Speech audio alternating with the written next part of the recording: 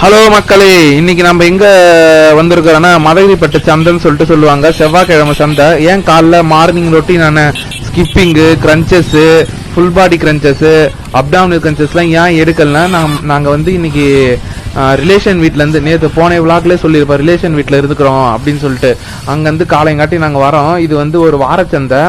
இந்த வாரச்சந்தை வந்து ரொம்ப ஃபேமஸ். இது பாண்டிச்சேரியில் மதகிரிப்பட்டு என்ற இடத்த மட்டும் செவ்வாய்க்கிழமை மட்டும் போடுவாங்க. காலிலேருந்து ஆரம்பித்து காலைல ஆரம்பித்து சாயந்தரம் முடிகிற வரைக்கும் இந்த சந்தை வந்து ரொம்ப ஃபேமஸ். இங்கே எல்லாமே விற்கும். கருவாட்டிலேருந்து ஆரம்பித்து எல்லா பொருள், இந்த விவசாய சம்பந்தமாக இருக்கிற அனைத்து பொருளுமே இங்கே விற்கும். அதாவது பலாப்பழம், கருவாடு,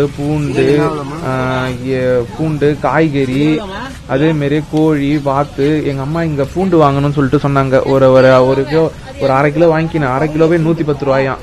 அது வாங்கிக்கினாங்க. அதுக்கடுத்தது கருவாடு கொஞ்சம் வாங்கிக்கினாங்க. புளி கூட இங்கே விற்கிது. புளி வந்து கிலோ வந்து 200 ரூபாயாம் அப்படின்னு சொல்லியிருந்தாங்க இங்கே இந்த சந்தையில். சில பொருள் சீப்பாக கிடைக்கும், சில பொருள் ரொம்ப காஸ்ட்லியாக இருக்கும் இந்த சந்தையில். இங்கே வந்து விவசாய பொருள் தேவையான இந்த மம்முட்டி, அரிவாள், இந்த தேங்காய் உரிக்கிறது, அளவாங்கோல், அப்புறம் இந்த விவசாய சம்மந்தமாக இந்த களக்கட்டு அதெல்லாம் விற்பாங்க. அதேமாரி அதுவும் இல்லாமல் இங்கே வந்து இந்த கோழி, வாத்து கோழி, கிண்ணி கோழி, நெருப்பு கோழி, அப்புறம் சண்டை கோழி, அதோட குஞ்சு, அதுங்க எல்லாத்தையுமே இங்கே இந்த சந்தையில் விற்பனை. வாத்து கூட இங்கே விற்றுது. வாத்து குஞ்சு கூட இருந்தது. வாத்து முட்டை விற்கிறாங்க. நாட்டுக்கோழி, சண்டைக்கோழி, அதோட குட்டி, அது எல்லாமே இந்த சந்தையில் மட்டும் எத்தாந்து ஊர்லேருந்து எல்லாருமே ஒரு 30 ஊர், இதை சுற்றி இருக்கிற 30 ஊரும் சேர்ந்து எல்லாரும் எத்தாந்து விற்பாங்க. இங்கே ஒரு முடவாட்டுக்காலுன்னு சொல்லிட்டு ஒரு கிழங்கு, அது கூட விற்றுந்தாங்க. கீரை நிறைய ஃபேமஸாக விற்றுந்தது. அதேமாரி இது பக்கத்துலேயே மாட்டு சந்தை ஒன்று இருக்குது. அதை காட்ட மறந்துட்டேன். ஆனால் இங்கே வந்து ரொம்ப இது ஃபேமஸ்னால் இந்த காய்கறி தான் அதிகமாக. இங்கே காய்கறி, பூச்செடி கூட இருந்தது. இது பார்க்குறீங்களா மக்களே, இது வந்து என்னன்னா எல்லாமே விதை, கருப்பாக இருக்குன்னு சொல்லிட்டு மண்ணு நினச்சிக்க போறீங்க. எல்லாமே விதை, ஒவ்வொன்றும் டிஃப்ரெண்ட் காய்கறி விதை தான். எல்லாம் மாடி தோட்டம் இல்லைன்னா கொல்லியில் போடுறதுக்கு எல்லாம் இங்கே எடுத்தாந்து அவங்க பதப்படுத்தி எல்லாம் வச்சிருப்பாங்க.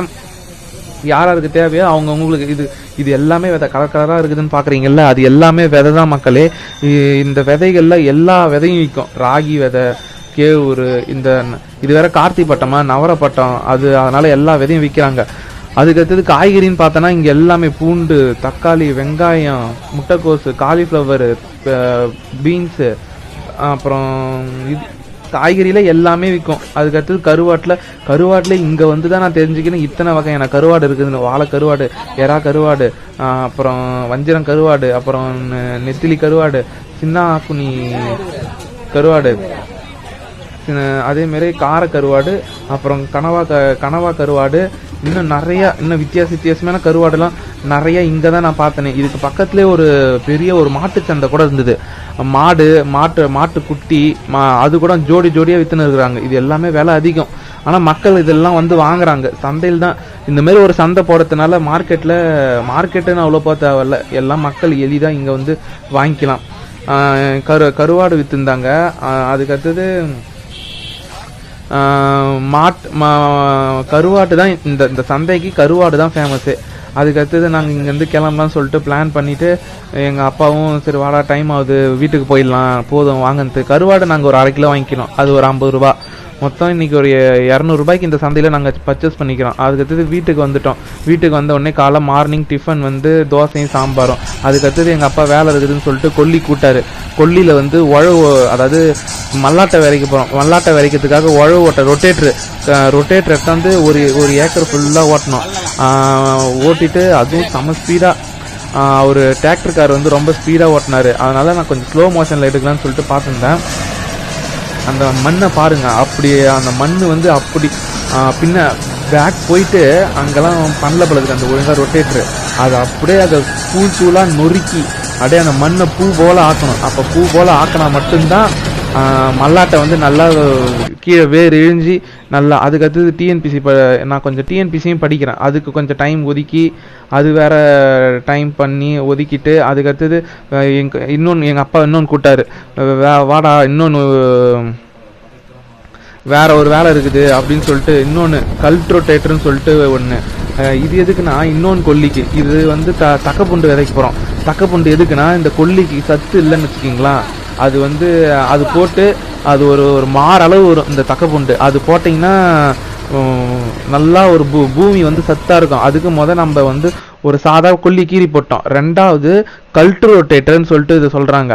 இந்த ரொட்டேட்டர் வச்சு அடி மண் நல்லா ஆழத்தில் போய் ஆழமாக நோண்டி நோண்டி எடுத்து அந்த மண்ணை பூ போல் ஆக்கி அதுக்கடுத்தது எங்கள் அப்பா இன்னும் ஒரு 6 நாள் ஆகட்டும், இந்த மண்ணெலாம் ஆறின பிறகு தக்கப்பூண்டு வேற விதைச்சி, தக்கப்பூண்டு வந்து கொல்லிக்கு நல்ல ஒரு சத்து, அதுக்காக மட்டும்தான். அடுத்தது நாங்கள் அடுத்த போகம் நெல் நல்லான்னு இருக்கோம். ஏன்னா போன போகமே எங்களுக்கு நெல்லில் நஷ்டம் வந்து போச்சு. இந்த போகம் வந்து எங்களுக்கு நஷ்டம் வரக்கூடாது. ஏன்னா நல்லா காய விட்டு நல்லா மண்ணுக்கு சத்து ஏற்றி அதுக்கடுத்தது நெல் விளைவிக்கலாம்னு சொல்லிட்டு பார்க்கலான்னு சொல்லிட்டு எங்கள் அப்பா சொல்லியிருந்தாரு. அதனால் கொல்லிக்கு வந்தோம். ரொட்டேட்டர் பாருங்களா, அந்த மண் அப்படியே ஆழத்தில் அப்படியே போய் இப்படி இதை பார்க்கறதுக்கே அழகாக இருக்குது. அடுத்தது விவசாயம் பண்ண நண்பர்கள் யாருன்னா இருந்தாங்கன்னா இந்த மாதிரி செய்திகளை கேட்டு தெரிஞ்சு இந்த மாதிரி பண்ணுங்க. டிரைவர் அண்ணா ஒரு நேரத்துக்கு ஒரு 1500 கேட்டார். எங்கள் அப்பாவும் கொடுத்துறேன்னு சொல்லிட்டாரு. அதுக்கு அடுத்தது எங்கள் கொல்லியில் தண்ணி எப்படி நாங்கள் வாடகை தண்ணி விற்கிறோமா இல்லை நாங்களே சொந்தமாக போர் போட்டுக்கிறோம். இது ஒரு 70 அடியிலே தண்ணி கிடச்சிச்சு எங்களுக்கு. இது எங்கள் போர் தான், சொந்த போரு. அதுக்கு அடுத்தது எங்கள் வீட்டுக்கு வந்துட்டோம். வீட்டுக்கு வந்தவுடனே எங்கள் வீட்டு பக்கத்தில் ஒரு தம்பி இருக்கிறான். அவன் வந்து ரொம்ப ஜாலியாக விளையாடுவான் எப்போ பார்த்தாலும். இன்றைக்கி நான் அவங்க வீட்டுக்கு போயிருந்தேன். அவங்க வீட்டுக்கு போர் வச்சதுன்னா இங்கே வந்துடுவான், நான் எனக்கு போர் வச்சதுன்னா அவங்க வீட்டுக்கு போயிடுவான். இந்தமாரி ரொம்ப அவங்க ஒரு க்யூட்னஸாக பண்ணுவான். எல்லாமே க்யூட்னஸ் அந்த மாதிரியே பண்ணுவான். எதெல்லாம் பண்ணக்கூடாதோ எல்லா விளையாட்டுத்தனமும் குறும்புத்தனம் எல்லாமே பண்ணுவான். இப்போ என் ஃபோனை பிடுங்கிறதுக்காக எக்கி பார்க்குறான். அதில் லைட் வச்சுருக்கேன். அந்த லைட்டை பிடுங்கிறதுக்காக அவனும் வந்து பார்த்துன்னு இருக்கிறான். அதுக்கடுத்தது அவங்க குளிக்காமல் இருந்தாலும் கூட அவன் அவ்வளோ க்யூட்னஸாக விளாடுவான் என் கீழே. அப்புறம் விளாட்ட பிறகு அப்புறம் அவனுக்கு சாப்பாடு ஊட்டணும்னு சொல்லிட்டு அவங்க அம்மா வந்து இட்டுன்னு போயிட்டாங்க. ஆனால் இருந்தாலும் அவன் போக மாட்டேன், என் ஃபோனை பிடுங்கத்துல தான் இருந்தானே. கடைசி வரைக்கும் என் ஃபோனை பிடுங்கத்துல இருந்து நானும் விட மாட்டேன்னு சொன்னேன். ஆனால் அதை ஸ்லோ மோஷனில் கடைசியாக உங்களுக்கே தெரியாமல் நான் அப்படியே என் கடைசியில் பிடுங்கிட்டான். அடுத்தது கொல்லிக்கு போனேன். என் கொல்லியில் ஒரு சாயந்தர வாக்கில் ஒரு பள்ளம் எடுக்கணும். ஏன்னா நான் சொன்னேன்ல 6 தென்னங்கன்று நடணும், அதுக்கு பள்ளம் எடுக்கணும்னு சொல்லியிருந்தேன்ல. அதேமாரி 4 பள்ளம் எடுத்துட்டேன். இது வந்து 5வது பள்ளம். அதுக்கடுத்தது ஒரு பள்ளம் கூட இருக்குது, அது 6 தான் எடுத்துக்கிறேன். அது வரைக்கும் சரி போதும். மணி 6 ஆயிடுத்து.